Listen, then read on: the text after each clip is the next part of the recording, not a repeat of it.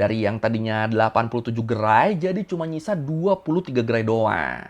And in 2008, Starbucks announced it was shutting down 61 stores. Starbucks, pedemu menghancurkan dirimu.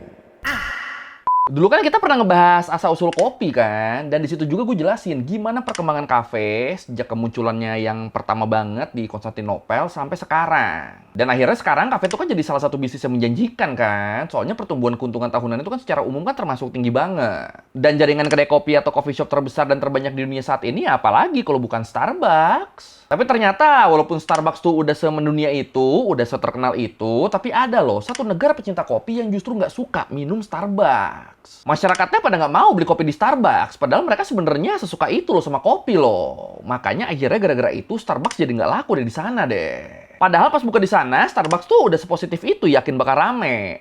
Malah sepi. Sampai berujung rugi ratusan miliar dolar lagi. Dan ya itulah yang terjadi di Australia.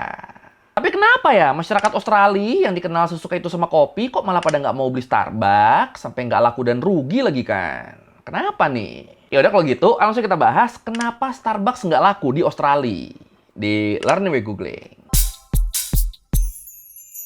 Oke, ini sebelum kita bahas kenapa Starbucks bisa nggak laku di Australia, gue mau kasih gambaran dulu nih. Emang segede apa sih jaringan coffee shopnya Starbucks? Jadi kalau menurut Britannica, Starbucks tuh pertama kali didiriin tuh di tahun 1971 di Seattle, Amerika Serikat. Dari yang awalnya cuma coffee shop kecil, wah itu bisnisnya berkembang terus tuh dengan pesat tuh. Disebut di tahun 2022 aja, Starbucks tuh udah punya lebih dari 35.000 gerai di 80 negara. Terus di akhir tahun 2025 kemarin, pendapatan tahunannya juga tuh mencapai 37,7 miliar US dollar dan jadi jaringan restoran terbesar kedua di dunia, cuma kalah dari McD menurut Brand Finance Brand Directory. Nah, dengan perkembangan bisnis yang pesat gini, mereka pasti pengen dong ngebuka sebanyak-banyaknya gerai di seluruh penjuru dunia. Soalnya kan makin banyak toko yang dibuka, makin banyak juga profit yang bisa didapatkan. Cuannya bakal makin banyak tuh. Dan salah satu negara tujuan utama ekspansi Starbucks adalah Australia. Negara yang emang dikenal sebagai pecinta kopi. Kalau menurut CNBC, orang Australia itu pertama kali terlibat sama perkopian tuh di pertengahan abad ke-20, tepatnya setelah Perang Dunia II selesai. Waktu itu banyak imigran dari Italia dan Yunani yang pada pindah ke Australia dan ngebawa minuman yang namanya espresso.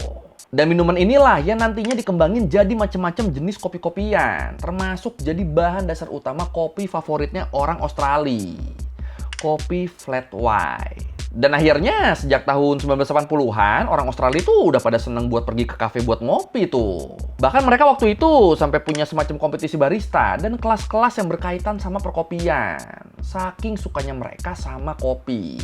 Atau kalau masih belum jelas mereka sesuka apa sama kopi, nih. Kalau menurut International Business Times disebut, setiap orang Australia itu rata-rata mereka ngonsumsi kopi sebanyak 1,91 kg per tahun di tahun 2025. Dan disebut sebanyak 75% orang Australia pasti minum seenggaknya 1 cangkir kopi tiap hari.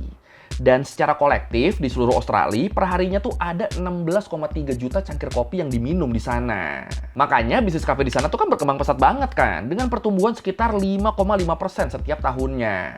Dan diperkirakan di tahun 2026 nilai pasar kopi di Australia itu akan mencapai 2,58 miliar US dollar. Ya pokoknya intinya orang Australia itu emang sesuka itu sama kopi, emang segila itu. Sit down, take away, half shot, double shot, flat white, latte, cappuccino, macchiato. Australia's coffee culture is ever expanding. We consume more than 6 billion cups a year. Nah, kalau menurut Financial Review, ngelihat peluang pasar yang gede dan menjanjikan ini, di tahun 2000, Starbucks mulai ekspansi ke Australia dan ngebuka gerai pertamanya di Sydney. Tepatnya di lantai dasar Pacific Tower di CBD-nya Sydney, di Central Business District-nya Sydney. Dan ini kalau dipikir-pikir pemilihan lokasi ini make sense dong. CBD kan emang tempatnya orang-orang kerja kan. Apalagi lokasinya juga tuh ada di bawah gedung perkantoran yang gede banget kan. Yang punya 3.500 karyawan. Dan itu segitu baru dari gedung itu doang tuh. Belum dari gedung-gedung lainnya. Makanya mereka milih buka di situ harapannya. Pasti ini pagi-pagi sebelum ngantor atau siang-siang pasti istirahat. Orang-orang kantor pasti bakal turun ke sini nih buat ngopi nih. Harapannya gitu tuh. Dan pas pembukaan Starbucks pertama itu, mereka tuh nggak ngelakuin opening ceremony yang gimana-gimana tuh. Enggak. Mereka stay elegan aja, stay classy aja. Ya soalnya mereka ngerasa semua orang pasti tahu Starbucks kok, kan kita udah terkenal kan. Mereka ngerasanya gitu. Jadi ya nggak perlu heboh-heboh opening juga, orang nanti pada mau beli kok. Dan ketika nanti orang beli dan ngasih review kalau produknya enak dari mulut ke mulut, itu juga kan udah termasuk promosi yang bagus dan menguntungkan kan. Jadi ya udahlah, nggak usah repot-repot grand opening lah. Mereka mikirnya gitu tuh, soalnya biasanya di mana-mana juga gitu, di negara manapun selalu gitu. Dan ya pas awal buka emang beneran ramai sih yang beli sih, soalnya kan orang kan pada penasaran kan. Ya dong, sebagai pecinta kopi, orang Australia pasti pengen tahu dong gimana sih rasanya kopi Amerika yang terkenal itu. Tapi ternyata setelah datang dan nyoba, kebanyakan pada nggak balik lagi tuh. Nah. Tapi walaupun gitu, kalau menurut kasus global, setelah pembukaan gerai pertamanya, Starbucks malah terus-terusan ngebangun gerai-gerai lain secara masif dalam waktu yang singkat. Buka terus tuh toko baru tuh, di sana buka, di sini buka, sampai di tahun 2008, total Starbucks udah punya 87 gerai di seluruh Australia. Tapi sayangnya ya cukup sampai situ aja, soalnya di tahun 2008 itu, Starbucks menyatakan bangkrut dan nutup 73% gerainya di Australia. Dari yang tadinya 87 gerai, jadi cuma nyisa 23 gerai doang. Bahkan gerai pertama tadi yang di Pacific Tower tadi itu juga tuh ikutan ditutup loh. Dan dengan penutupan masal ini, ada sekitar 700 karyawan yang harus kehilangan pekerjaan mereka. Terus kerugian yang didapat Starbucks waktu itu tuh mencapai 145 miliar US dollar. Yang mana ini gede banget nih jatuhnya nih, terutama waktu itu. Dan salah satu cara supaya Starbucks masih bisa bertahan di Australia adalah dengan minjem uang sebanyak 54 miliar US dollar ke negara asalnya, ke Amerika. Ya, walaupun gerainya cuma nyisa 27% doang kan, tapi ya seenggaknya masih ada yang buka di tempat-tempat tertentu. Khususnya tempat yang ramai turis luar negeri, kayak di bandara atau di pantai. Sementara orang Australinya ya udah bukan jadi target pasar lagi, soalnya ya pada nggak mau beli kan mereka kan. In its first 7 years in Australia, Starbucks accumulated $105 million in losses. By 2007, Starbucks Australia was hanging on by a thread, taking big loans from the US totaling up to $54 million. And in 2008, Starbucks announced it was shutting down 61 stores. Nah, kalau menurut MVMM, setelah penutupan masalah itu, Starbucks ngeluarin pernyataan resmi kalau mereka gagal di pasar Australia. Mereka bangkrut dan ngalamin kerugian besar. Tapi terus kalau menurut Starbucks, alasan kerugian itu soalnya warga Australia itu waktu itu lagi pada mengurangi pengeluaran, lagi pada menghemat duit. Mereka nggak akan ngeluarin duit buat pengeluaran-pengeluaran yang kurang penting kayak buat ngopi gitu. Soalnya dunia tuh lagi menghadapi resesi global. Ya tahun 2008 tuh kan emang lagi krisis kan waktu itu kan. Jadi menurut pihak Starbucks, mereka bangkrut soalnya ya orang Australia tuh lagi pada nggak mau keluar duit. Bukan karena kegagalan mereka sendiri, bukan. Padahal kenyataannya alasannya tuh kan nggak sesimpel itu kan. Dan harusnya Starbucks tuh lebih berkaca ke metode mereka sendiri daripada nyalahin krisis keuangan global.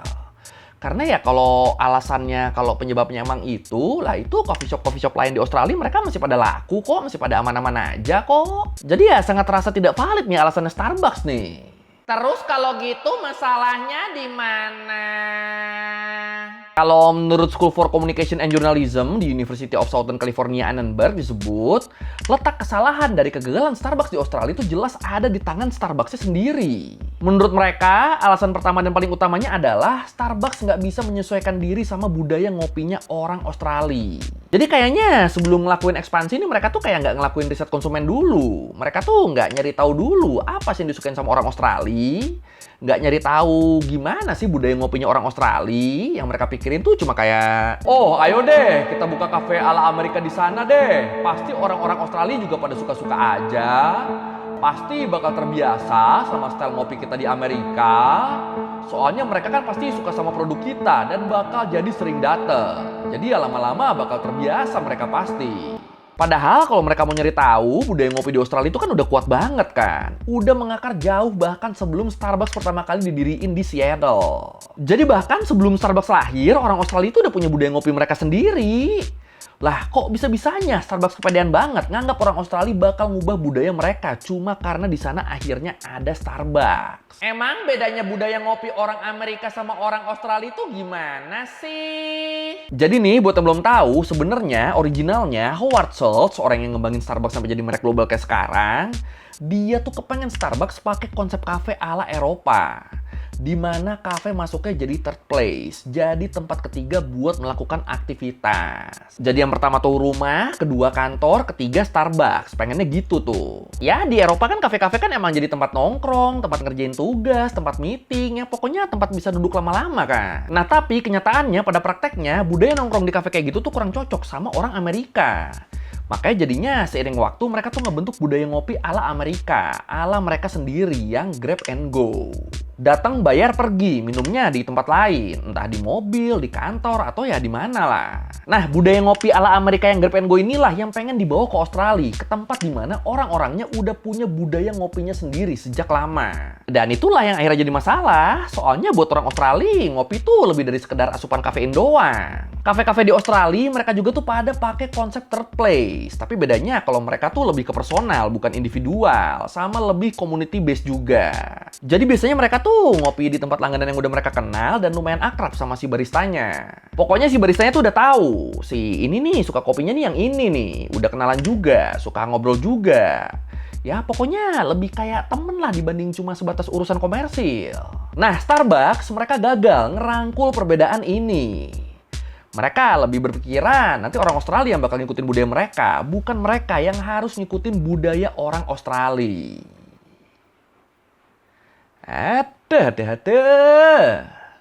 Starbucks, pedemu menghancurkan dirimu. Cafes in Australia were born out of like the Italian culture of meeting a friend and knowing your local barista. Then Starbucks came in with what is more of an American style like coffee culture, which is essentially just like coffee is a product, coffee is a commodity. Jadi kalau menurut Medium, pilihan menu Starbucks di Australia itu sama kayak menu yang mereka jual di Amerika, di mana mereka yang ngejualnya tuh frappe, frappuccino, caramel macchiato. Ya, menu-menu yang lebih banyak gula dan sirup tambahannya daripada kopinya sendiri. Nah, di mata orang Australia, minuman kopi kayak gitu tuh masuknya tuh kopi murahan, kopi low quality. Ya soalnya kalau menurut mereka yang namanya kopi ya harusnya ya kopi aja udah. Ya oke lah kadang-kadang pakai susu, tapi nggak boleh tuh ada sirup atau gula yang overpowering rasa dan aroma kopinya. Menurut mereka, jenis dan rasa kopi tuh harusnya tuh dibedainnya tuh lewat beans-nya, sama teknik roast dan brew-nya, bukan lewat sirup-sirupan dan krim-kriman. Apalagi kopi di Starbucks tuh kan kayak one for all gitu kan. Satu menu ya buat semuanya. Kayak kalau misalnya lu pesen frappuccino, ya lu bakal dapat frappuccino yang sama kayak orang lain kan. Nah di Australia kan kayak tadi gue bilang kan, lebih personal. Pesanan tiap orangnya tuh beda-beda. Soalnya bener-bener bisa di custom sesuai selera.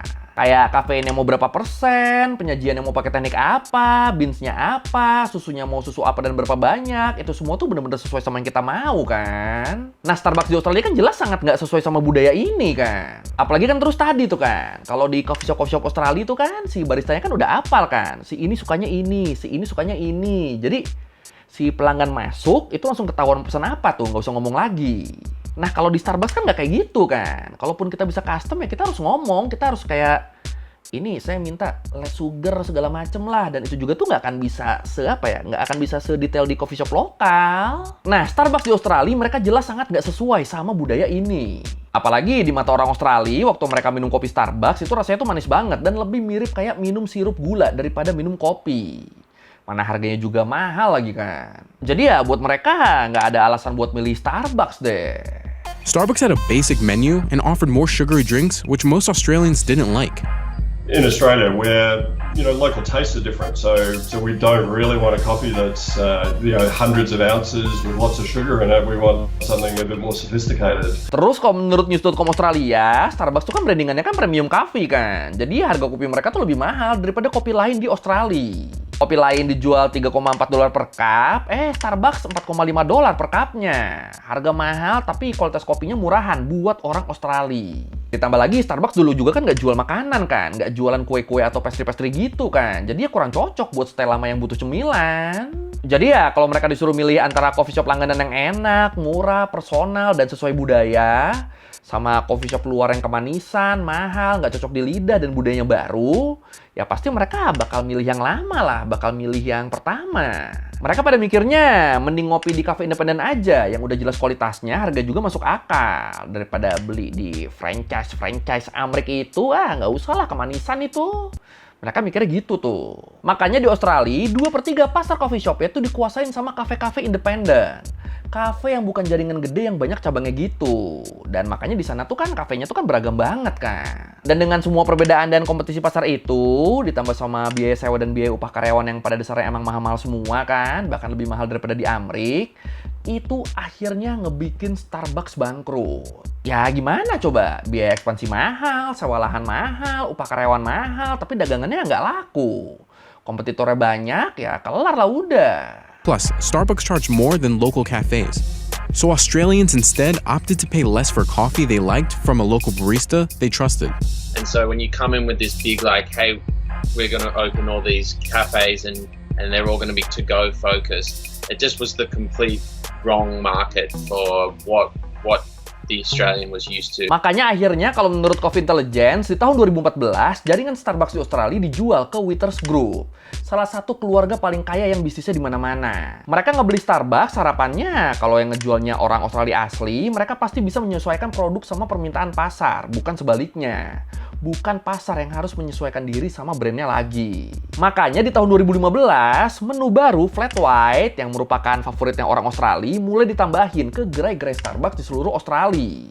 Supaya bisa menyesuaikan sama favoritnya lokal. Sama mereka juga ngebikin Starbucks jadi lebih fokus ke konsep third place, konsep yang lebih umum di sana. Sama mereka juga ngefokusin diri ke pemesanan online. Terus mereka juga memperlambat pertumbuhan Starbucks, nggak langsung ngebuka banyak gerai lagi tuh. Dan masih tetap fokusnya di tempat-tempat yang banyak turis internasionalnya. Supaya ada yang beli. Dan dengan semua perubahan itu, akhirnya di tahun 2022, Starbucks udah punya lebih dari 50 gerai. Dan di tahun 2023, kalau menurut The Guardian, untuk pertama kalinya dalam sejarah Starbucks di Australia selama 23 tahun terakhir, Starbucks ngalamin keuntungan. Starbucks akhirnya punya profit setelah 23 tahun berdiri di Australia. Nggak rugi lagi, nggak cuma nutup modal doang lagi, tapi udah bisa untung di tahun 2023. Tapi sayangnya di pertengahan tahun 2024-nya, mereka balik rugi lagi, sampai 5,8 juta Australian dollar. Jadi ya sekalinya mereka untung pun nggak bertahan lama. Ya gimana ya, soalnya kan walaupun Starbucks tuh udah ngalamin pertumbuhan dan sempat untung, tapi kan tetap banyak kritikus dan pecinta kopi di Australia yang bilang pecinta kopi sejati tidak akan pergi ke Starbucks. Dan ya nyatanya Starbucks tuh masih jadi pilihan kesekian mereka kalau pengen ngopi. Bukan pilihan pertama, bukan pilihan kedua. Tapi kalau menurut tuh gimana nih? Apakah Starbucks bakal bisa balik dapat untung lagi dan terus tumbuh gede di Australia? Atau bakal tetap segitu-gitu aja dan malah bakal bangkrut karena budaya dan seleranya terlalu beda nih. Yang mana nih? Silakan komen.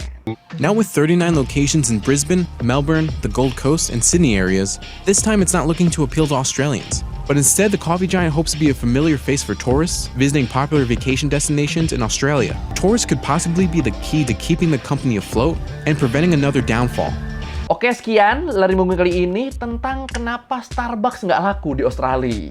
Ya, kalau lo merevisi gue salah, atau lo mau nanya, atau lo mau nambahin video, tulis di komen, kita juga biasa. Sekali lagi, jangan lupa like, comment, subscribe. Bye.